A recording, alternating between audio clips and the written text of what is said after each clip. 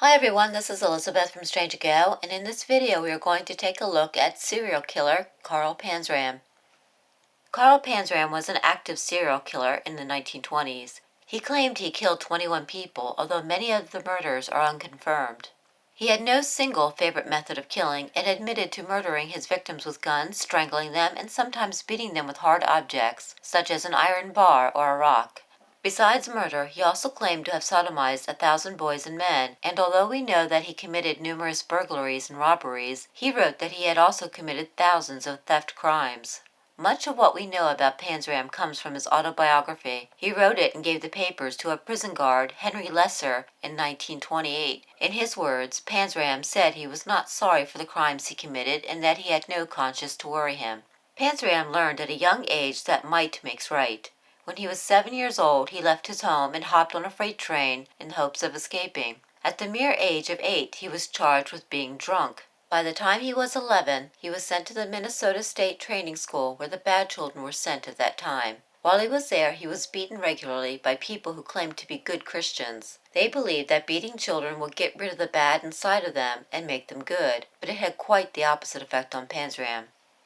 The beatings and whippings at the school, along with the religious rhetoric, filled the boy with extreme hatred and anger. As he was quoted as saying, "I began to hate those who abused me. Then I began to think I would have my revenge as often as I could injure someone else. Anyone at all would do." He later said that if he were to meet Jesus Christ, he would crucify him all over again because of how he was treated.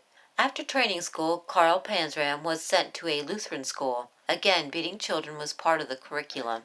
At one point, as a preacher beat him, Panzram pulled out a revolver, pointed it at the preacher, and pulled the trigger. The bullet was a dud, but this was Panzram's first real taste of what it was like to be in control of another person's life. Instead of being sent back to training school, Panzram got on a freight train and left. He said, "The only way to reform people is to kill them." With his new philosophy, Panzram was about to strike terror into the hearts of his numerous victims.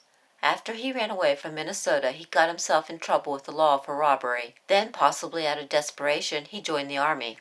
During this short-lived adventure, he was trained in firearms. Naturally, Panzram had no sense of self-discipline and was soon court-martialed for insubordination.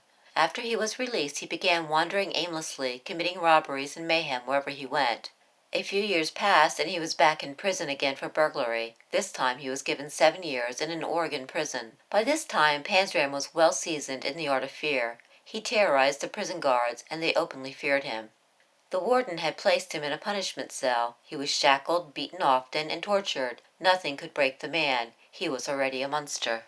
The punishments continued for years until a new warden stepped into the prison. This new warden, a true Christian, tried a different approach with Panzram. He gave the prisoner his privileges back and attempted to communicate with the man, but Panzram was far too gone. Panzram escaped from prison in 1918. Enriched with anger and hate, Carl Panzram was ready to begin his life as a serial killer. He continued to burglar homes, but he also started picking up sailors, sometimes one and sometimes two at a time. He would get them drunk, steal everything they had, rape them, and then shoot them in the head.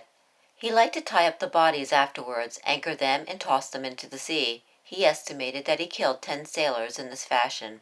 To avoid getting caught, Panzram went by ship to the Congo. He was going to hunt crocodiles for a living, but he mostly raped and murdered boys and men while he was there. He quickly grew tired of the Congo, however, and returned to the U.S. to continue his rage against society and men. After returning to the U.S., there was no stopping Carl Panzram. He hurt and killed whoever he desired. He preyed on the weak because, in his eyes, they did not deserve to live. He said, "I hated everyone I saw." He was caught once again for burglary, but it was the same old story. He was beaten in prison, and eventually he was released. Freshly released from prison, Panzram needed money, so he did what he always did. He robbed a house and then tried to sell one of the items and was once again back in jail. While in the Washington District Jail, Panzram met Henry Lesser. Henry was not like the other guards. He was an intelligent young man, and Panzram liked him so much that he gave Henry his life story. When Panzram later faced the jury for burglary, he admitted to the crime and then told the jury that he was a murderer. He told everyone that he believed the whole human race should be exterminated. He was sentenced to 25 years. Panzram was sent to Leavenworth, Kansas to serve out his sentence, but he was clearly tired of living. He caused trouble among the inmates and held himself above all those he considered to be stupid. He eventually killed a guard and was sentenced to hang. Death row had nicer accommodations than the main prison. Panzram wrote Lesser and told him that if he had been treated this well in his youth, maybe he would not have turned into a murderer. On the morning of his death, September 5, 1930, Carl Panzram walked rather happily to the scaffold. When he saw the clergy waiting to send him off with prayers, he shouted, "Get those Bible-backed cocksuckers out of here." He demanded to be hung immediately without any unnecessary ceremony. After calling the executioner a bastard, Panzram was noosed and the trapdoor was sprung.